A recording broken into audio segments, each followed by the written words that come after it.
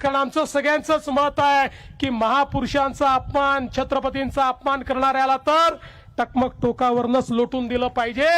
महाराज, आपण महाराजांचे मावळे आहोत, हार मानणार नाही। हायकोर्टामध्ये लढून ते स्मारक आम्ही त्या ठिकाणी मोकळं करून घेऊ आणि कुठल्याही परिस्थितीमध्ये छत्रपती शिवरायांचे स्मारक झालं पाहिजे, हा प्रयत्न आपला असेल।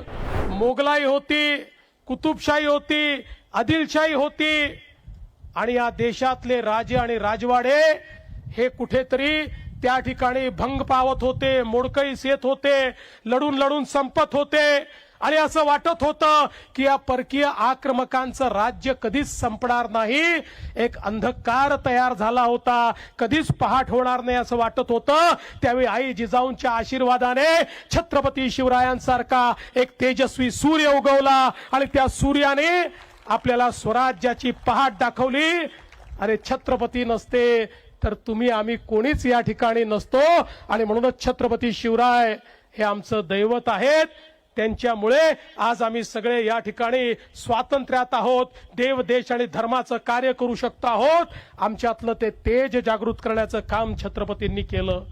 आणि एवढंच नाही तर हे करत असताना छत्रपतींनी 18 पगड जातीच्या लोकांना एकत्रित करून त्यांच्यामध्ये विजिगीषू वृत्ती तयार केली, त्यांच्यातलं तेज प्रज्वलित केलं, त्यांच्यातलं पौरुष जागृत केलं आणि त्या सामान्य मावळ्यांना त्या ठिकाणी वीरांमध्ये परिवर्तित करून या हिंदवी स्वराज्याची स्थापना केली।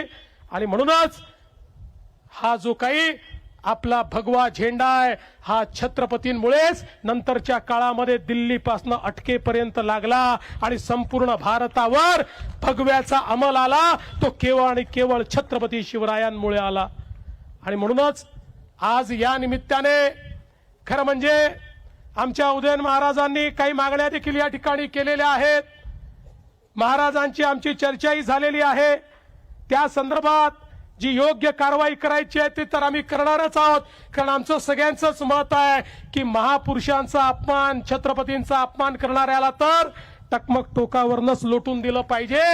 पण आपण लोकशाहीमध्ये आहोत, त्यामुळे लोकशाही अनुरूप या ठिकाणी नियम तयार करण्याचं काम हे आपण निश्चितपणे करू। आणि त्यासोबत जो छत्रपतींचा प्रमाण इतिहास हा राज्य सरकारच्या वतीनं तयार केला पाहिजे, निश्चितपणे हे काम देखील आपण हातामध्ये घेऊ।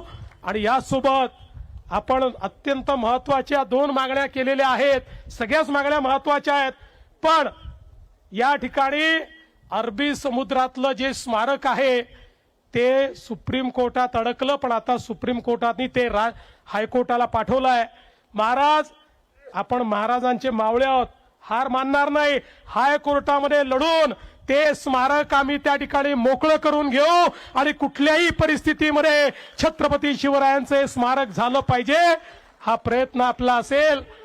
आणि मैं आदरणीय गृहमंत्री जी से इतना ही निवेदन करना चाहता हूं कि हमारे उदयन महाराज ने जो बात कही वो बात बहुत महत्वपूर्ण है कि दिल्ली में भी छत्रपति शिवाजी महाराज का एक राष्ट्रीय स्मारक होना चाहिए। उसके लिए हम आपके पास आएंगे और आपकी मदद लेकर वहां पर उचित स्थान पर ये राष्ट्रीय स्मारक तैयार करने का हम प्रयास करेंगे।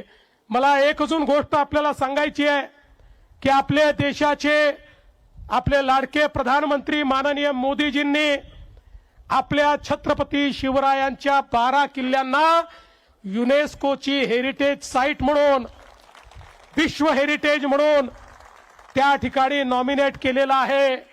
आता 18 ते 21 या कालावधीमध्ये फ्रान्समध्ये युनेस्कोच्या समोर आमचं प्रेझेंटेशन त्या ठिकाणी होणार आहे। मी आणि आशिष शेलार आम्ही त्या ठिकाणी जाणार आहोत आणि मला विश्वास आहे की आपले 12 महाराजांचे किल्ले हे आता केवळ भारताचे नाही तर विश्व वारसा म्हणून त्याला त्या ठिकाणी मोदीजींच्या पुढाकाराने एक दर्जा प्राप्त होईल। सोशल मीडियाच्या भाऊ गर्दीत विश्वासार्हतेने चकाकणारे नाव म्हणजे लेट्सअप मराठी।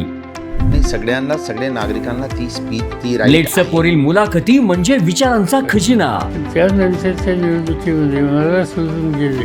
बातम्या केवळ वस्तुस्थिती सांगणाऱ्या, न प्रोपोगंडा, फक्त जनतेचा अजेंडा. क्योंकि आने वाला कल जाने वाला है, जाने वाला कल आने वाला है. राजकारण, मनोरंजन असो की क्रीडा क्षेत्र, महाराष्ट्राची स्पंदने संवेदनशीलतेने टिपणारे माध्यम म्हणजे लेट्सअप मराठी. जगासोबत एक पाऊल पुढे राहण्यासाठी लेट्सअपचे ॲप, सोशल मीडिया आणि वेबसाईट सोबत कनेक्टेड रहा.